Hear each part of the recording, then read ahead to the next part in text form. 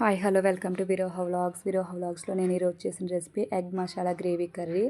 అసలు ఈ కర్రీ చపాతీల్లో కానీ రైస్లో కానీ చాలా టేస్టీగా ఉంటుంది. ఎక్సలెంట్, చాలా సింపుల్ ప్రాసెస్. చూసారా గ్రేవీ ఎంత వచ్చిందో, మళ్ళీ చాలా థిక్గా వస్తుంది. సో ఫస్ట్ దాని ప్రిపరేషన్ చూద్దాం. ఆయిల్లో స్టార్, లవంగ, చెక్క, ఇలాచి అండ్ బిర్యానీ ఆకు వేయాలి. వేసి వాటిని మంచిగా కలుపుకుందాం. దాని తర్వాత 1/2 టేబుల్ స్పూన్ మనం ధనియాలు యాడ్ చేసుకోవాలి. ధనియాలు యాడ్ చేసుకున్న తర్వాత 1/4 టేబుల్ స్పూన్ జీలకర్రను వేసుకుందాం. వీటిని కొంచెం కలుపుకున్న తర్వాత దాంట్లోకి ఒక 4 జీడిపప్పు పలుకుల్ని మనం యాడ్ చేసుకోవాలి.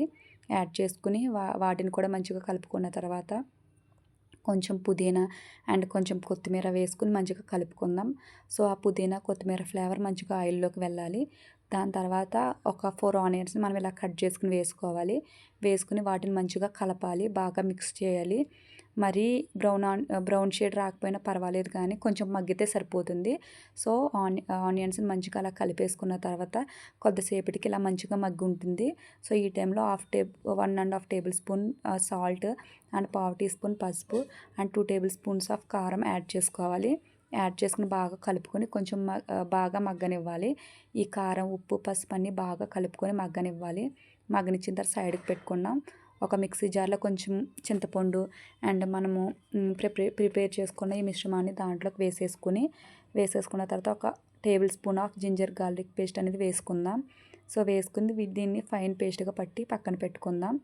దాని తర్వాత మళ్ళీ ప్యాన్ పెట్టి దాంట్లో కొంచెం ఆయిల్ వేసుకుని చిటికెడు పసుపు, కొంచెం ఉప్పు అండ్ కొంచెం కారం వేసుకుని మనము బాయిల్ చేసిన ఎగ్స్ని మంచిగా ఘాట్లు పెట్టుకుని మనము దాంట్లో వేసుకుని మంచిగా వేపుకోవాలి.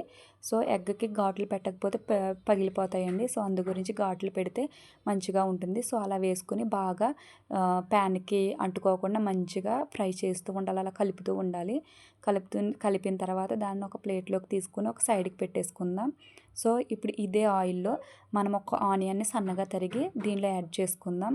సో ఆనియన్ యాడ్ చేసుకున్న తర్వాత మంచిగా కలుపుకోవాలి, బాగా మగ్గనివ్వాలి. సో మంచిగా మగ్గిన తర్వాత దాంట్లోకి ఒక 2 పచ్చిమిర్చిని మనం ఘాట్లు పెట్టుకుని దాంట్లో వేసేసుకుందాం. సో ఇప్పుడు పచ్చిమిర్చి కూడా మంచిగా ఘాట్లు పెట్టుకుని వేసేసుకున్న తర్వాత మళ్ళీ ఒకసారి కలుపుకుందాం. ఇప్పుడు మనం పేస్ట్ పట్టుకున్న దాన్ని దాంట్లోకి వేసేసుకుని ఇంకొంచెం వాటర్ని దాంట్లో వేసి మళ్ళీ దాంట్లో వేసేసుకుని బాగా కలపాలి. సో బాగా కలిపి వరకు తిప్పుకోవాలి. చక్కగా ఇదంతా ఎగిరిపోయి పచ్చివాసన అంతా పోయే వరకే మనం మంచిగా ఎగరబెట్టుకోవాలి. సో అలా ఎగురుతున్నప్పుడు మనం ఫస్ట్ ఫ్రై చేసుకున్న ఎగ్స్ ఉన్నాయి కదా, సో ఆ ఎగ్స్ని అన్నిటిని మనం దీనిలో వేసేసుకుందాం. సో మిక్సీ జార్లో మళ్ళీ కొంచెం ఉండిపోతే వాటర్ వేసాను. వాటర్ వేసేసి మొత్తం ఇలా పేస్ట్ కింద పెట్టేసి ఎగ్స్ని అనేది దాంట్లో యాడ్ చేసేసిన తర్వాత ఇప్పుడు లాస్ట్లో సన్నగా తరిగిన కొత్తిమీర దాంట్లో వేసేసుకుని మంచిగా మూత పెట్టేసుకుని ఒకసారి ఓపెన్ చేసిన తర్వాత దాంట్లోకి ఒక 2 టేబుల్ స్పూన్ కర్డ్ని వేసుకోవాలి.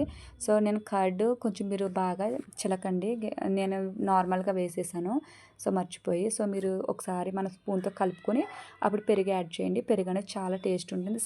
Thank you.